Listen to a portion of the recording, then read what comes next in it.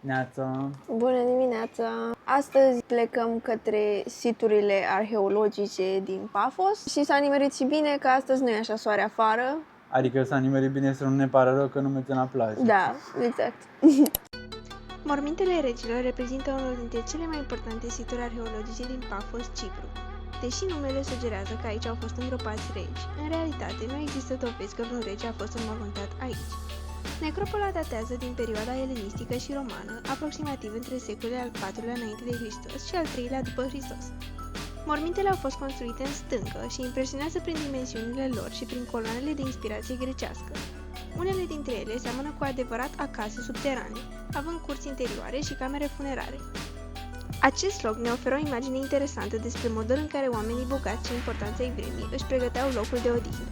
Astăzi, mormintele regilor fac o parte din patrimoniul mondial UNESCO și sunt una dintre cele mai vizitate atracții istorice din Pafos.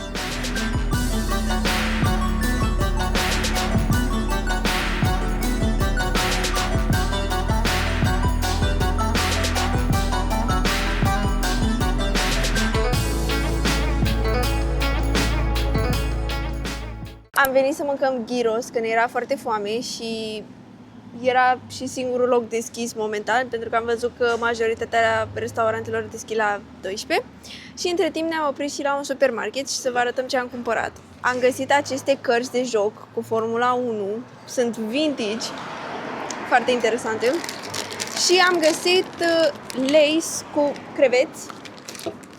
Nu știu, mi se pare că am mai mâncat prin Grecia, dar vreau să mai gust o dată. Unde e ghirosul? Nu mai e, l-am mâncat pe tot. S-a dus. Acum mi-e rău. Mergem să luăm busul ca să mergem la Pafos Harbor. Cred că am mai văzut noi asta undeva cu eșarfele și șervețelele astea. Parcă în Paris. În Paris, când am plecat de la Montmartre, când am fost doar noi Ia doi. vină. Mai știi?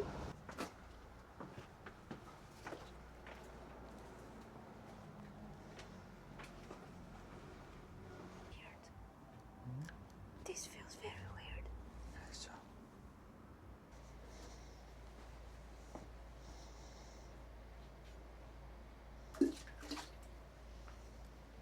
Wall paintings.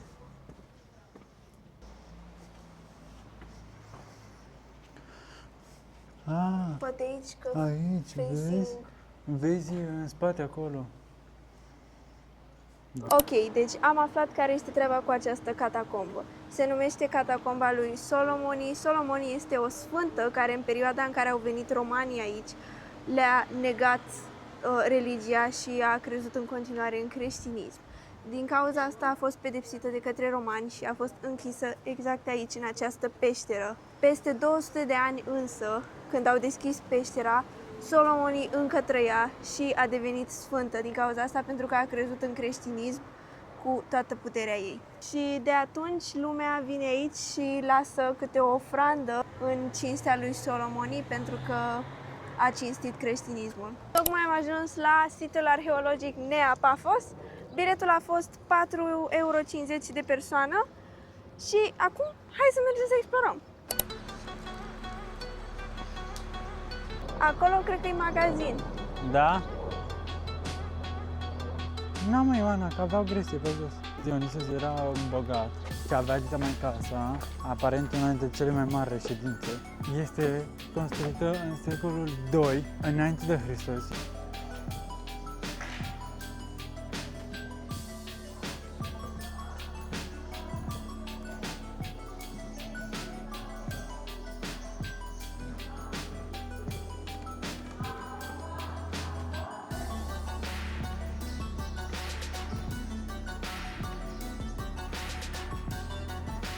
Da, bate bun. Ce zici că e aici? Casa lui Aion. Aion.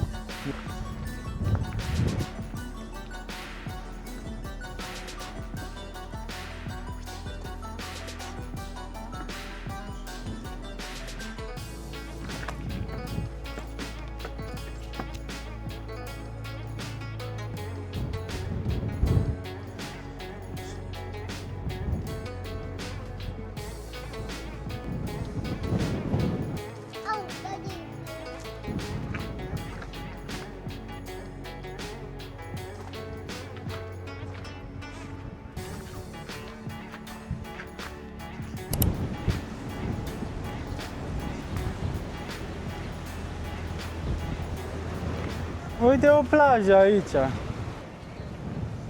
Sunt la comun. Thank you. Yeah, thank you. Trage și domnul că nu vreau eu, nu? Bebe. Da. Deci vântul ăsta mă omoară, îmi vine să mă culc acum, efectiv. Am comandat un fish platter din ăla gigantic și ne-a venit starterul. Doar starter, da? Vai, deci nu mai pot! Ia. Arată superb! Cine mănâncăm atâta? O să iau acest calamari ring prima dată Arată mai bine decât ăla. și e și altfel. Vrei să storc eu? Hai că să storce ușor. Ia să gust și eu.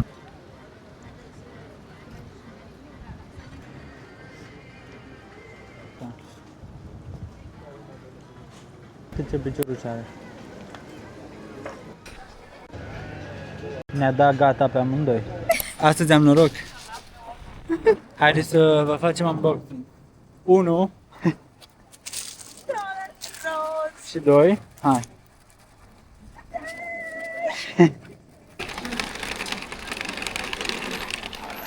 Zici că și-a luat BMW Air Waldorf.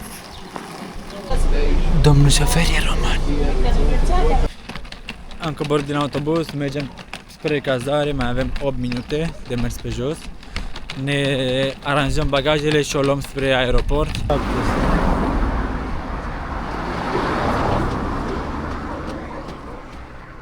Oficial părăsim apartamentul și mergem spre aeroport. Acum nu mai place să că e greu! Ei, e greu, E greu, chiar e. Am ajuns la aeroport și să vă arătăm ce view au oamenii ăștia la aeroport. Păi să avem și noi la Otopeni așa ceva, nu? Am intrat în aeroport și ne-am oprit aici la smoking area ca să și mâncăm ce ne rămăsese de la restaurant și a cumpărat Dani această ciocolată cu fistic și acum o să-i facem taste test. O să o mănânc doar pentru că am dat 5 euro pe ea. Feblețea mea mănânc. Caprici? Mă bucur că am ajuns într-un final. După ce am trecut de security, a trebuit să ne scanăm documentele de călătorie, să fim fotografiați la un aparat, să primim o hârtiuță pe care să o prezentăm apoi la poliția de frontieră. Și da, a durat ceva, că a fost destul de aglomerat, dar bine că am ajuns. Poate vedem apa! Mai zi ceva, că am fost primii. Am fost primii, Da, I like the song. A fost o decolare foarte ok.